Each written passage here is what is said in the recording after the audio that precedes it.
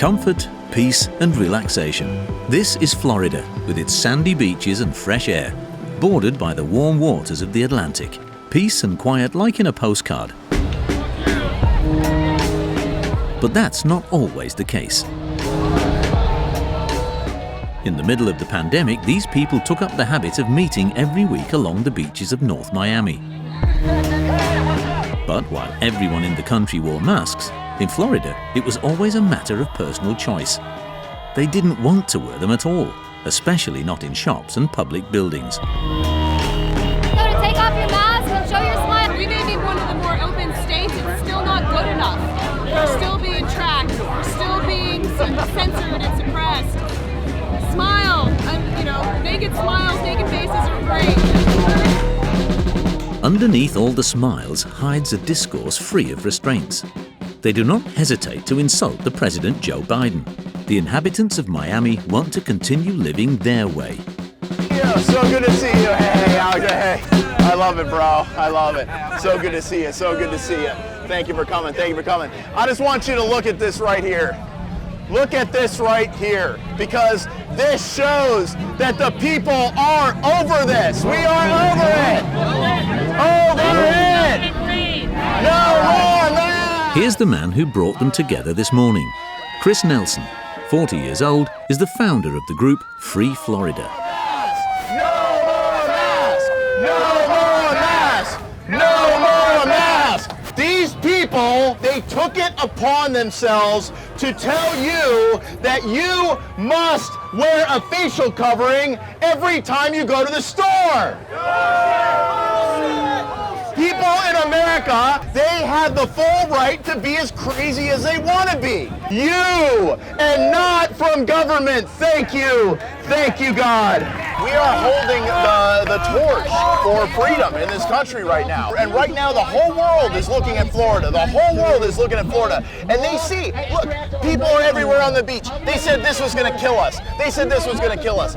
We've been gathering without masks. It is not killing anybody, okay? What they told us was a bald-faced lie. And Florida's proving it right now. And if we bend over for these people, and if we lay down for these people, and we lose freedom in Florida, then we can kiss freedom in the world goodbye. We can. I don't belong to you. Chris Nelson has managed to unite a community of protesters and libertarians, people like him who refuse to follow the rules. Freedom! And in Miami, there are many of them.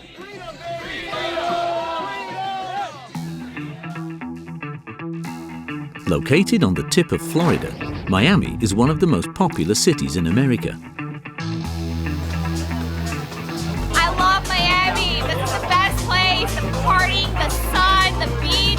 Love it. It's also, and above all, a free city with a modern way of life, totally independent of the system.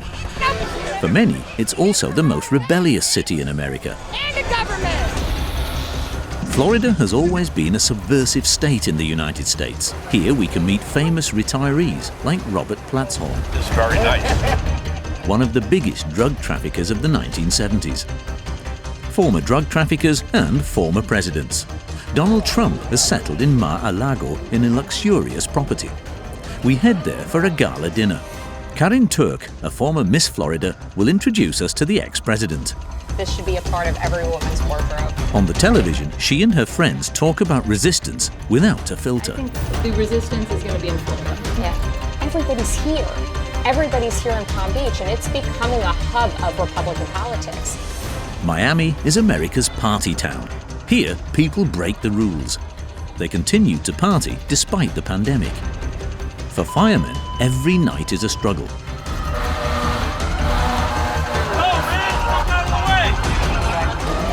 Today, the city attracts Americans from all over the country. Young people, families, investors who discover new ways of doing business. I like to mix everyone together, but it's a lot of, some people say, the masters of the universe. Only in Miami. Discover the most rebellious city in America. After joining the resistance and choosing Florida as her land to reclaim, 48-year-old Karin Turk is on a mission.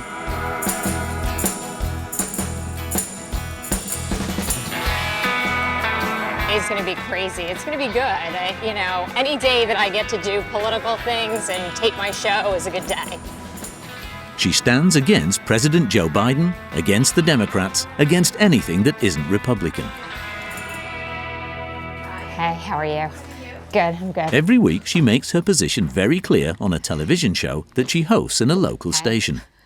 She's been a Donald Trump supporter since the beginning. Can we just change my background, Bianca? Yes. Let's try that. No, because now the Capitol building's coming out of my head. So I don't know if it's flattering or not. For an hour, she comments on the news and gives her strong and virulent opinions on all the trending subjects. He's China Biden. I mean, he loves China. So we should be being really tough on China. And, you know, Joe's not going to do anything. Joe's on their side. This is not what the people that voted for them expected. They expected that this president was going to stand up and represent them. And by sweeping this stuff under the rug and trying to, you know, make it go away, he's just making himself look bad.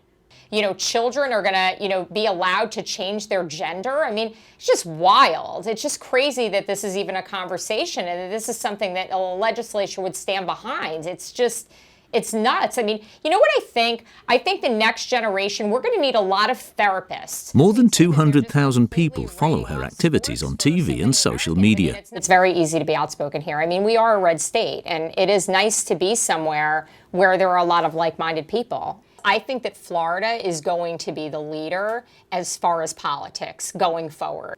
Everybody's here.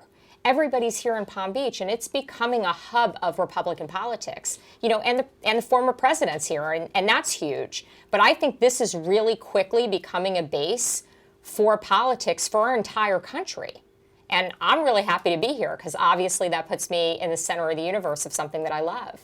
Now, hey, how are you? Good. I love this color on you, this yellow. Today she welcomes her colleague who has left California to settle in Miami to explain why she made this choice. My whole thing started out just like, let's expose these terrible policies in California and hope and pray that they don't spread to the rest of the country. But that's, you know, we're seeing that happen. We are. Especially with how many people are leaving blue states last year because of just these terrible lockdowns and horrible Democrat policies. I'm really glad you're our neighbor now. Really glad to have you. I know you're going to be getting involved in political issues here, and we're very happy to have you in Florida. So welcome to the neighborhood. Thank you so much. I'm excited to be here. New life. Awesome. I think the resistance is going to be in Florida. Yeah. Yeah. That's why I'm here. I came to Florida because I really do see this as being sort of the future of the country, I guess, if that makes sense. And I believe that the people of Florida, as well as the leadership here, are actually standing up for, you know, American rights and constitutional values. So moving forward, I think that this is kind of the place to be.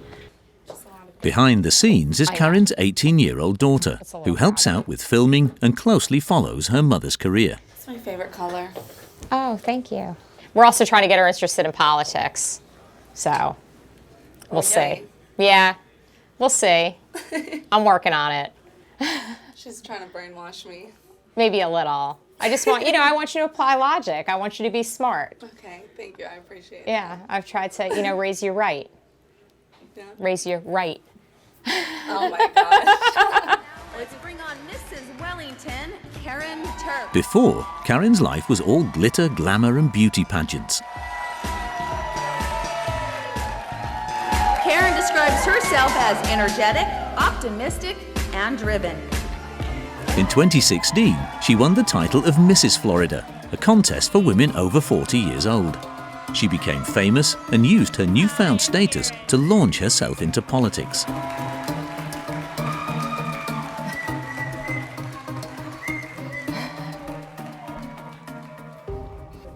I do. I have this sash too. I miss the days that I wore this back in 2016. I do. I feel like this should be a part of every woman's wardrobe. I came here 21 years ago from New Jersey. I did live in New Jersey most of my life. I came here and I came here to be free, just like so many people are now leaving other places to come here and are learning what I learned 21 years ago. You know, I was kind of escaping from a bad marriage and a situation where I was unhappy, and Florida was that escape. In her living room is a portrait of her hero, who thanked her for her support and engagement. Tonight, she's hosting a reception for a delegation of elected Republicans from New York. Karen is a very active lobbyist, a woman who chooses her friends carefully and strategically networks.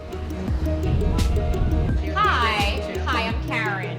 She remains in the good books of the Trumpists of Florida, those who are determined to disrupt, as they say, the smooth running of the system. I am so incredibly blessed to be in this room of amazing patriots. I'm so glad that we were able to put this together, and it's such a testament to why people are coming to Florida. I'm so glad to have everybody here. Welcome to the neighborhood. Time passes very quickly. I heard somebody say one time, life is like a roll of toilet paper. The closer you get to the end, the faster it goes. So when you look at 4 years, it's a moment in time. And you know, as a party, as a Republican Party, and as conservatives, we have to unite right now, in this moment. Florida's elected official, a war veteran, came to the event. In a few days, we'll accompany Karen to a gala evening a few kilometers away in Mar-a-Lago, the spectacular residence of the former president. Karen has access to this very exclusive club where membership fees are $200,000 per year. Tonight, Donald Trump will be present. There's another famous retiree a few blocks away, a more modest one who prefers to remain discreet, Robert Platthorn.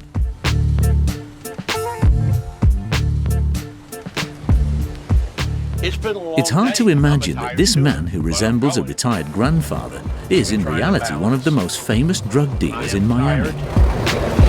You're on board.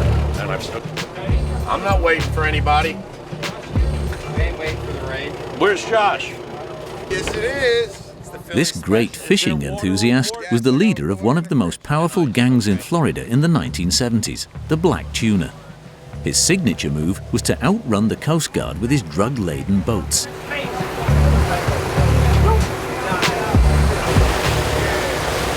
This is almost good weather for smuggling. A little more fog. It's where there's no visibility. Then you run in on the radar. You find the opening on the radar. And Black Tuna. That was the name used to refer to the drug shipments.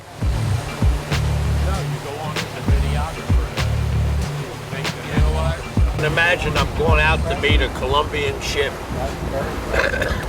on the other side of the Bahamas. Captain Randy was our captain. We would go out and we would catch sailfish and marlin and big fish, and then check in at the Bahamas and leave in the middle of the night to meet the Colombian ship, and we'd load up 20 or 30,000 pounds of really excellent cannabis. Excellent cannabis. I love Santa Marta Gold, man. You're a good man. He still smokes marijuana, even though it's illegal in Florida. This is very nice. He has stopped trafficking. Now he only transports tuna. That's a wahoo. Wahoo! At the time, he was nicknamed the Pope of Ganja. He and his men would import nearly 500 tons of marijuana to the United States, mainly on small fishing boats like this one. Here he is on the right in a photo from the 1970s. The FBI sentenced him to 60 years in prison. He served only half of it. You don't know me? Come here, man. Tell me. At the dock today, he meets some old gang members, even some cellmates. Randy. Yeah. Which Randy? Lanier? Yeah. Oh, my odd guy. I got it right now. Thank you. Do I just... You didn't look like that when you were my cellie. This is Dickie Lynn. I'm Dickie Lynn. How you doing, buddy? We were cellies. I kept telling my son's over here somewhere. He was my roommate in prison. Hey. Yeah. For a while. I had a lot of roommates. 1987. Hello. Robert. I'm Robert. Billy Dick. Hey, Billy. How you make In red is his friend Billy. He used to transport drugs by air. He's trying to get you out. He's not my nephew. I'm a pilot, and I took the opportunity to make for the highest paying job pilots can have, I guess. And I flew down to Colombia and Jamaica and Nicaragua and Belize. And how long did you do, Billy? 25 years and 7 months. Smile. I want to get everybody moving toward that big boat. With his movie-star looks and the life stories that go with it, Robert's story is part of Florida's history. Proof of the possibilities and vices of living in Florida. Drugs came to Miami in the 70s. Marijuana, cocaine. The city was the scene of a gang war unlike any other in the United States. It became the gateway to all trafficking. Drugs helped fund the development of the city, the economy, and real estate. The money was laundered in nightclubs. Miami became synonymous with scandals. This era inspired the most famous gangster figure of all, Tony Montana in the movie Scarface, and the most famous police duo. Today, Robert lives peacefully in Palm Beach, but he's not abandoned his business entirely. At 77, he started a medical cannabis business for seniors and retirees in Florida. I'm sure I must have a copy. Almost that whole magazine feature was about me, and it had some great old pictures. That's me in London when I lived in Europe.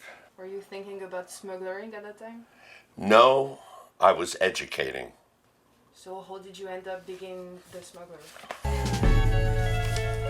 Like most people, by accident. Most of the smuggling was Americans and Cubans from Miami. The Cubans had a lot of fishing boats, and they used to smuggle in great big loads. I saw a load of 150,000 pounds off one boat. That was a lot. It wasn't the best marijuana, but it was a lot of marijuana. I brought in only the best marijuana. American traffickers and Cuban fishermen became allies in the waters of Florida. Drugs continue to wreak havoc in the city's neighborhoods. A few miles from South Beach is Liberty City, a different setting with a different atmosphere.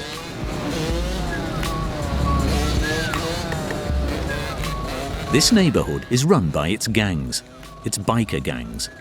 Every Sunday, Kelvin and his friends from the South Florida Riders take to the streets and break all the rules.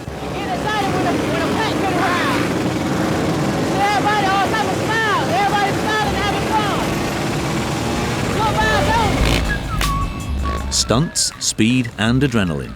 They even have their fans who come to watch their illegal races.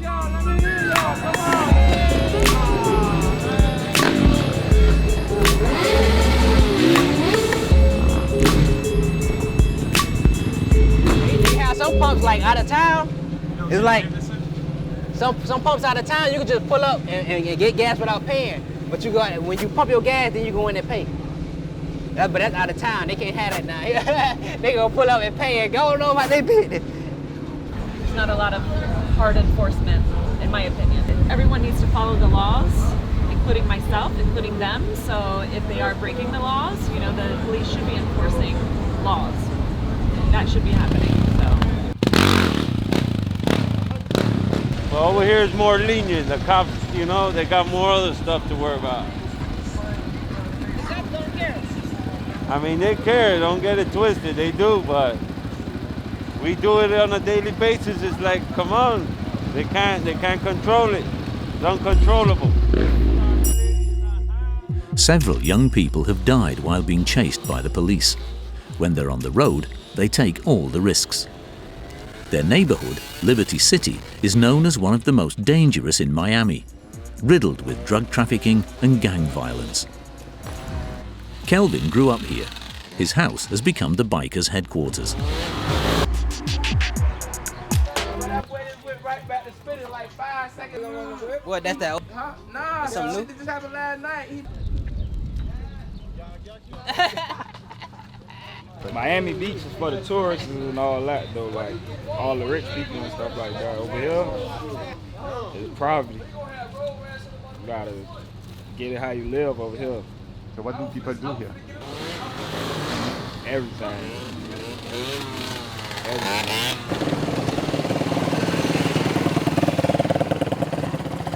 They all earn their living one day at a time, and in the evenings they drive as a way to escape. Accidents sometimes in your world? All the time. I was in a coma. First time, well, was that my second week in Miami? I went to a coma. Fell off. That was my second week. Yeah, we were going right back down to Kendall. I think I had got you hyped. The foot over the Only in Florida. The best place right here, the best city to ride in. Okay. The best city for everything. Partying, hanging out. Basically, you can do whatever you want. Yeah? That's right there. Almost. Almost. Can't get caught doing. Kelvin's father set up a small barbecue business in the backyard. He caters for the whole neighborhood. He was sentenced to 10 years in prison for armed robbery.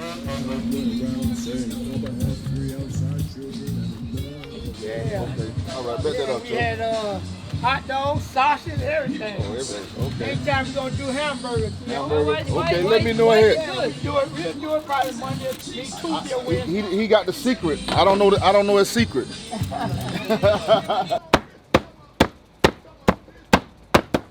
How to success in Miami? You can't sell dope and all that all your life.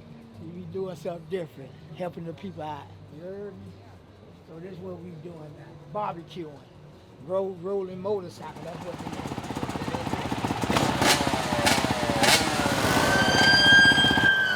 Yeah, huh? What's going on? What's the cut back here? Oh, I don't know. Probably, I don't know what's going on, but they ain't come here, so we good. At the end of the day, everyone leaves. On the way, they are joined by other biker gangs. They take over the roads and are by no means worried by the police. A demonstration of power. They parade along the beaches like a group of bandits.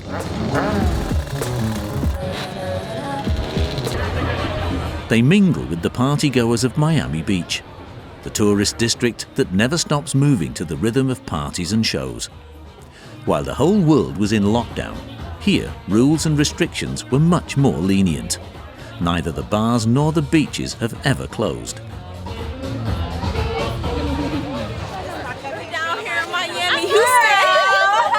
Living life, you know. They enjoyed parties as if nothing had happened. To bypass the curfew, illegal parties were organised at night.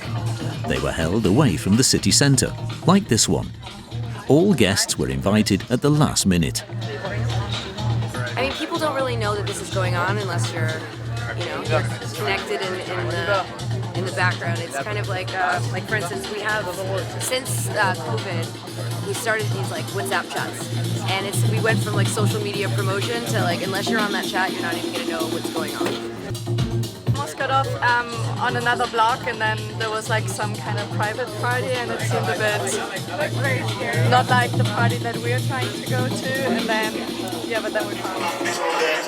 Inside is a nightclub like any other.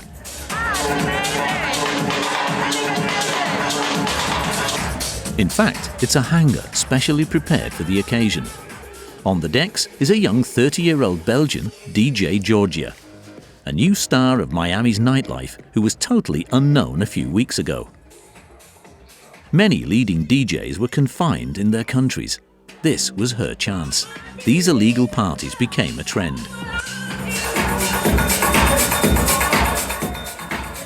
Avec la pandémie, on a eu l'opportunité d'apporter un peu un côté européen à la nightlife de Miami et offrir des soirées underground, différentes, dans des lieux où on n'a pas l'habitude d'avoir des soirées. Miami continued to dance despite restrictions.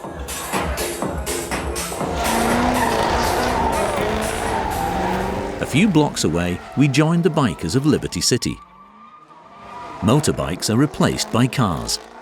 Powerful engines, big cylinders and guns. They take over parking lots and transform empty streets into racetracks. Kelvin will be our guide this evening. Oh, back it up. I'm saying you back it up, just back it up in. So when you leave, you just jump in and go. You won't have to back out and just jump in your car and go. So back it in. Why do you have to really fast? Because the police come, you don't want to get blocked in. A game of cat and mouse. The lookouts have signaled that the police are coming. Yeah, you go straight in there and make it right. Make it right at this corner.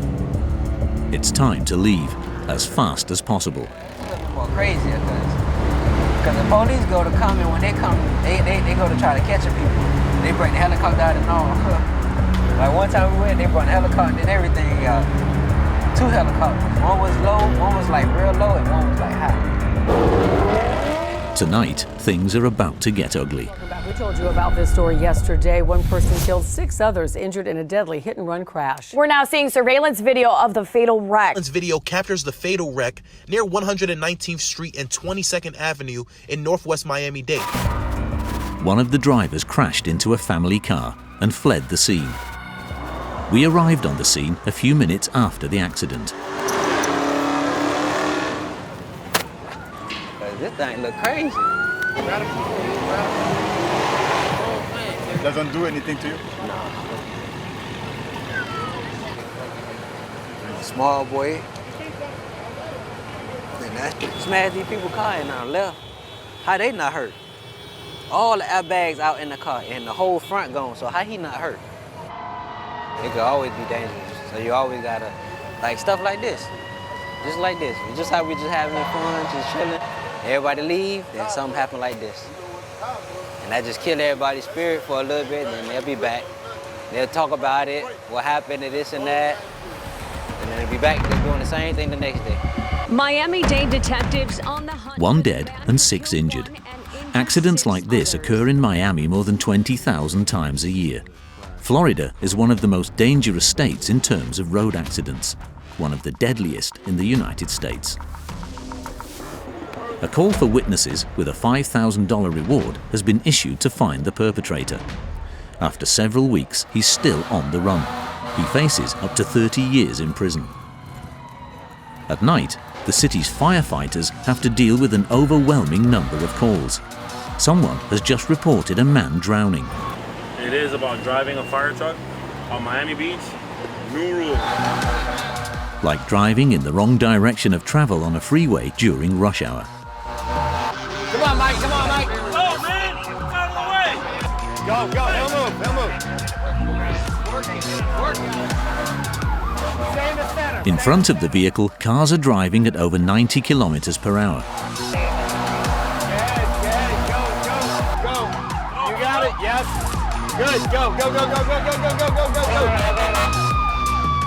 In less than 10 minutes, they arrive at the scene.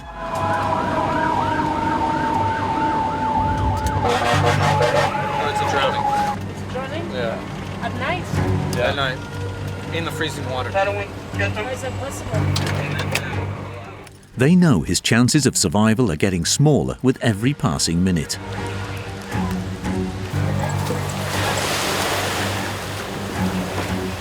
Hey, give me a radio. Never mind.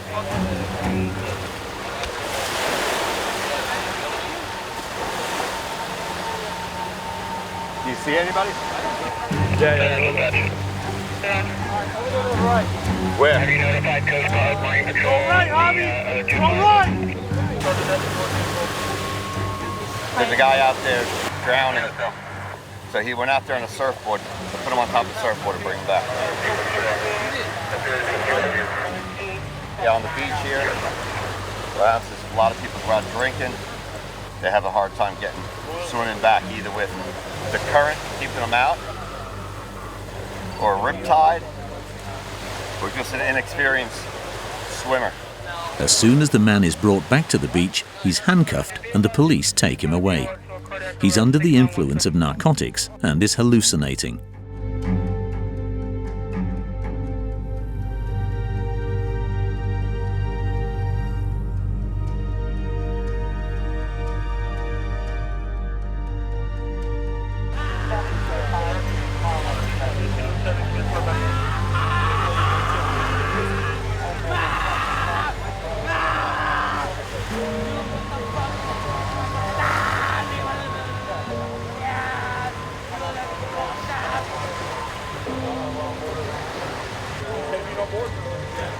Sometimes people are reacting to drugs that they're taking that they aren't made in a pharmacy, you know? Who knows what he took and who knows how he took it, but we better help him, and it's all matters. So nice getting to the hospital. It's the beginning of a long night. Miami is one of the most lively cities in the United States. All year long, tourists and students from all over the country come here. The fire department rarely responds to fires. Alongside the police, they must manage one of the most unpredictable cities in the United States. At 5 o'clock in the morning, one more call. A drunk man was hit by a car. The driver fled. The victim is between life and death.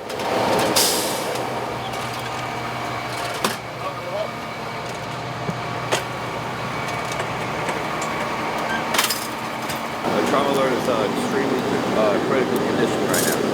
Unconscious, and that's all we know right now. Guys are in there working on it. Do you say it's a crime scene? A crime scene, yeah, because that's why the police are here. They always make it a crime scene until they determine that there was no crime done. So everything is secured, and then what they do is after they determine that whatever the problem was, then they'll release the scene and open up the road. The victim doesn't make it before arriving at the hospital. Station number 1 is one of the oldest fire stations in the city. The pace here is fast. With just 40 firemen, there are no less than 20 emergencies every day. In charge of them is Brendan. As soon as that bell goes off, we gotta go. So we'll see. If a white light goes on, that's the ladder. Red is the fire engine. Blue is one of the rescue units, and green is the other rescue unit. So once we'll hear the bell go off, we'll see the light, so we know whose turn it is. And if they all go off, that means there's something big going on. It's been 25 years that Brendan's been in charge of the fire station. Over the years, it's become a station of pranksters, especially when it's exceptionally quiet, like today. We had that spigot installed for this reason. They have a sense of duty, but also a sense of humor. This is a special treatment for all newcomers after their first job.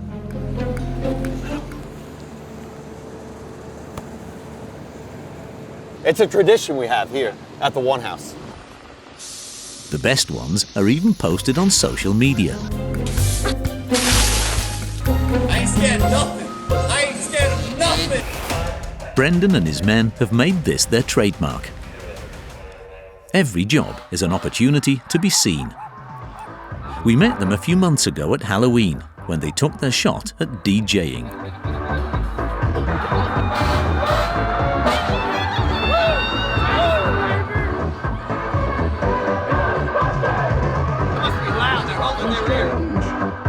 Miami firefighters are now known as much for their bravery as for their sense of humor. We want to make the people happy. And look at all the people smiling out there. That's what we do. Engine 1, One House, B, shift. Make the people happy. We're here for the people. It's just a typical day on the job, right? Typical day. Miami has a population of 90,000 across just 4 square kilometers. With partygoers, the population can quadruple in the high season. This brings about a lot of funny situations. Thanks, Phil. Today, Brendan's team was called to rescue this man on the ground. The police are also on the scene. His wheelchair was stolen.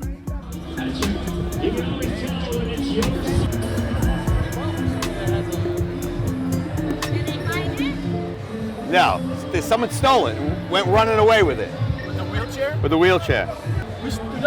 They said someone in a referee-looking shirt ran laughing with the wheelchair. That's why I sent the gator to go take a look and see if they could find him. Look, he's walking fine. Look at him walking away. The man was using a wheelchair to beg for money from tourists. Miracle. You see that?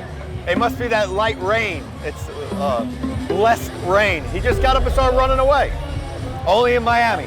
Unconventional and original. Today, Miami is the most Cuban-influenced city in the United States. Nearly 2 million exiles found refuge in the United States after the victorious revolution of Fidel Castro. They have their own district, Little Havana. Here we explored the traces of their culture and met one of their role models, Suzy Tailor. This 50-year-old, who never goes unnoticed, is a big figure in the Latino community. How are you? Hi, thank you. And you? She's an influencer who campaigns for the liberation of Cuba. Este es de Cuba. Es de Cuba y el sombrero americano. Ahí. Ahí estamos bien. Estamos guapas. Miren qué cosa más deliciosa, por Dios. Este es el verdadero café cubano. No. Aquí estamos en un restaurante muy autóctono, muy popular internacional, cubano, y donde viene todo el mundo a comer, y también hay reuniones políticas donde se hacen negocios, donde se hacen muchas cosas. Es aquí, es una parte del centro. También tenemos otro que se llama La Carreta, pero este Versalles es muy popular. 367 kilometers separate Miami from Havana. Thousands of Cubans made the journey, risking their lives on makeshift boats. They were called balseros. As soon as they set foot on Florida soil, they were granted a permanent residence permit. Miami welcomed them with open arms. This is what Ernesto, Suzy's husband, experienced. He also fled the island of Cuba 40 years ago. Me encantaría poder estar en la tierra que me dio este precioso idioma de español y vivir en él y estar en mis playas libremente, poder caminar por una calle como lo hago aquí libremente, que si quiero bailar bailo, si quiero decir viva Cuba libre, la gente va a aplaudir. Esa es La Habana, esa es la Cuba que yo quiero. Betty Pino, ella murió, aquí está Marta Flores, que son personalidades muy conocidas. Es un Hollywood de Cuba. Give me five. ¡Epa! ¡Cuba libre, ¿no es cierto, señor? Aquí hemos encontrado una familia. ¿Usted es nicaragüense? Mis cubanos son mi familia también. ¿De Marianao? Y mi americano también. Empezaron a llegar en la década del 60 los cubanos y empezaron a hacer edificaciones, a vender fritas, a vender arroz frito, a hacer pan con lechón, el arroz con frijoles. Entonces por eso es que le dicen la pequeña Habana, porque todo lo que hay aquí lo había en La Habana de antes. Lo había en la... Esta parte de la ciudad fue fundada por los primeros cubanos que emigraron en el año 1959 y antes. Pero la gran emigración fue después que Fidel Castro tomó el poder y tuvimos 4 millones de cubanos que emigraron a Miami. Entraron por aquí todos, se distribuyeron al resto de los Estados Unidos, pero muchos se quedaron aquí. Today we commemorate a significant event in the history between the two countries. The failed landing in the Bay of Pigs 60 years ago. An attempted military invasion of Cuba supported by the CIA. Suzy has come to cover the event for her blog. She meets Cuban veterans who participated in the operation. Aquí en la Florida hay libertad de empresa y libertad personal y respeto a los derechos humanos. En Cuba... ¡Cero! No hay ni comida. Nada. Por eso está culito bello y hermoso. Gracias, mi amor.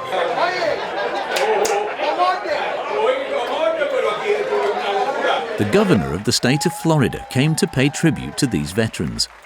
He supports the Cuban community. He thinks that their vote could change elections. So I can tell you this, as long as I am the governor of this state, the state of Florida will be led by the spirit of the brigade. His anti-communist stance has made him the favorite of Suzy and many other Cubans. Ese va a ser nuestro presidente. Es un hombre, 2024, es un hombre de valor. Honesto, es un hombre de valor por la ley y el orden. Él no se vende. Él tiene valores, principios, moral y defiende a los floridianos, por eso lo queremos. We the people lo vamos a apoyar, todo el pueblo lo quiere. Vamos a una foto, please. Nuestra gente lo quiere, gracias por todo lo que hace por los floridianos. Una foto, nuestro presidente.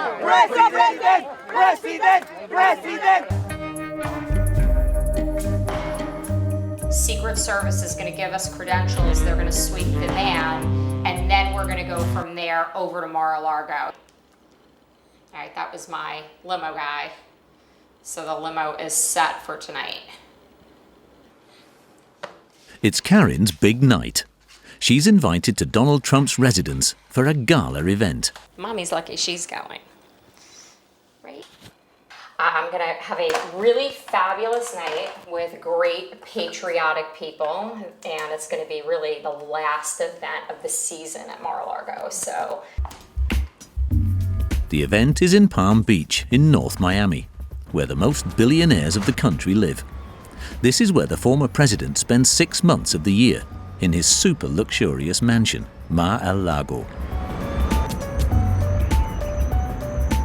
Originally, it was the winter residence of a rich heiress of a great dynasty of cornflake makers, Marjorie Post.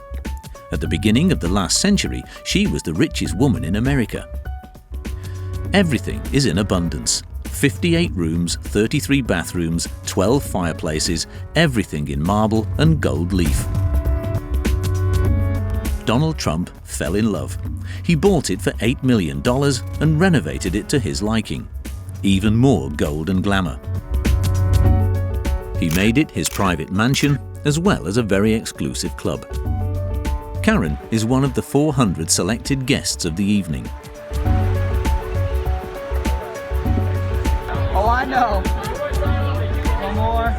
the Secret Service has a really tight hold on who can go in, and when you go into the ballroom, you actually have to lock your phone, so you're not going to be able to see inside, but I'm going to go inside now, and I'm glad at least I could show you a little bit of a slice of heaven here in Palm Beach. We managed to see a little more of the property. Donald Trump makes his appearance.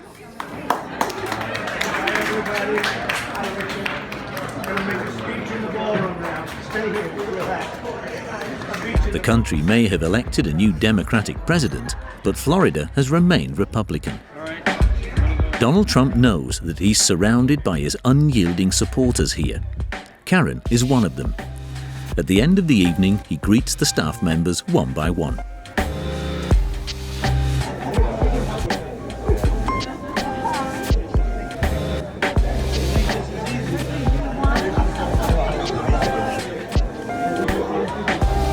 Donald Trump is in his element among his followers. The spirit of freedom that Florida embodies is what attracts today's young investors. It's 7 a.m. About 100 cyclists gathered at the foot of the buildings that border the marina. They are bicycle enthusiasts, but above all, entrepreneurs. All of them work in finance and new technologies. They chose Miami for the business benefits. Damian Bellamio created a network to facilitate the integration of startup managers who settled in Florida.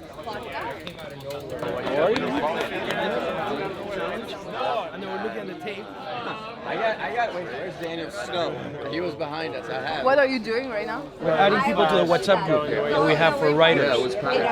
What is that group? All the people that we write every weekend.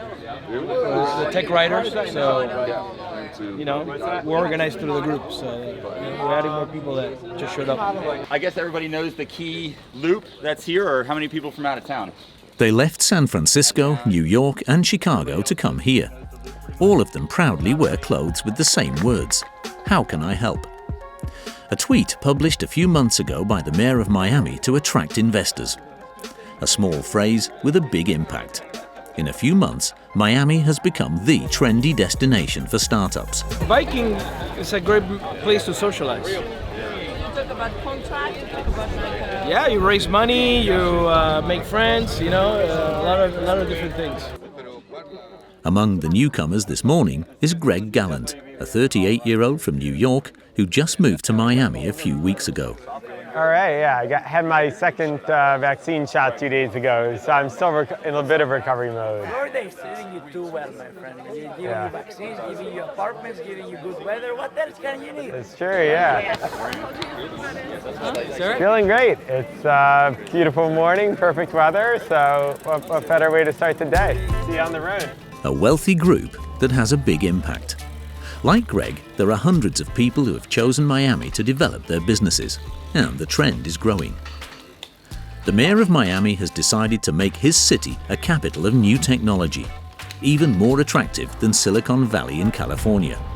And he has good arguments to present.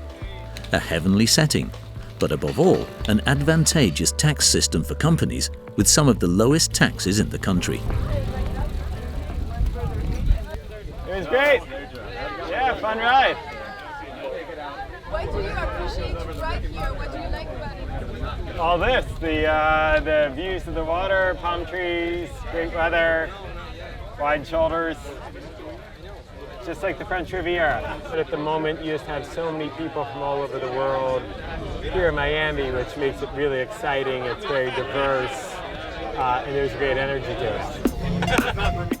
6 months ago, Greg would never have thought of leaving everything to come here. It was love at first sight. And I got to Miami for to spend 2 weeks here and work remotely, and ended up being the longest 2 weeks of my life. I got here January 5th, and I'm still here now end of April. He bought an apartment on Miami Beach and plans to move in this autumn. For the moment, he lives in the high-rise buildings overlooking the bay. A big apartment, 12,000 euros per square meter. It's 3 times cheaper than rent in Manhattan. He used to live in a small 2-room apartment. Now he even has room for his bike. But his biggest gem is in this closet. So this is a laundry machine. I've never lived in an apartment with one of these machines before, and in New York we always felt this is a sign that you've made it, having your own laundry machine. In Miami it's pretty standard. I have a lot of fun doing the laundry because it was a novelty to me as a New Yorker. You'd always have to go and drag it out to the laundromat. So I'm still in the mode where it's fun to do laundry. And how's it going with scheduling all the candidate interviews? How many do I have coming up? I think you have 2 coming up, and I think 1 tomorrow, and actually 1 later. Greg works in corporate communications. He employs over 100 people. He was the first to set up a base in Florida and is now the envy of his employees, like his assistant, who calls him from New York. Are you jealous of Greg for being in Florida? Yes, I keep offering to come down and help him in person, but so far I'm still here. I think Miami is definitely a paradise for startups. I mean, it's a great paradise in general already with palm trees and the weather. And then if you can come here and do a startup, especially if you're just getting started, a lot of doing a startup is being really frugal and bootstrapping at the beginning. And it's a lot easier to bootstrap in a less expensive city like Miami than it is in a city like San Francisco. At the end of the day, Greg and his girlfriend head out. They're going to a very important party to build their network. A party that celebrates the end of the very first Tech Week organized in Miami. What's going on there? I don't know very much about it. Yeah, Davey is telling me I should go. But I believe it's a house right on the water with a nice view of the sunset. Good evening. Gregory Gallant. Thank you. The evening takes place in South Beach in a gated community, a private, highly protected community. Residences here are among the most expensive in Miami. Yeah, I can't shake my detail here. How you been? Greg meets his biker friends. Tonight they meet new figures of the Miami tech world. The CEO of Twitter is expected any minute. The host is Juan Pablo Capello, a renowned investor in the Latino community. I like to mix everyone together, but it's a lot of some people say the masters of the universe. There's a lot of people very well known in tech, but then there's also entrepreneurs who are just getting started, diverse entrepreneurs, female fund managers. We really just try to, what makes Miami special is there's so much diversity. Miami always reinvents itself, sort of every 10 years. You know, Miami started, it was a city of alcohol, and alcohol is prohibited. Obviously in the 1980s, Miami got a certain reputation. In the 1990s, 2000s, Miami was all about big hotels, real estate investments, real estate projects, and I think what we're going to see in the next 10 years is Miami is known for its tech community. That's the goal. Yeah, that's the goal. That's what we're trying to do. So thank you very much. No problem. So if you guys could put that away, that'd be great. Thank you. A city that has reinvented itself. The rebellious Miami is becoming trendy. 3 years ago, it became the leading city for startup activity in the whole country, far ahead of Los Angeles, San Diego, and New York.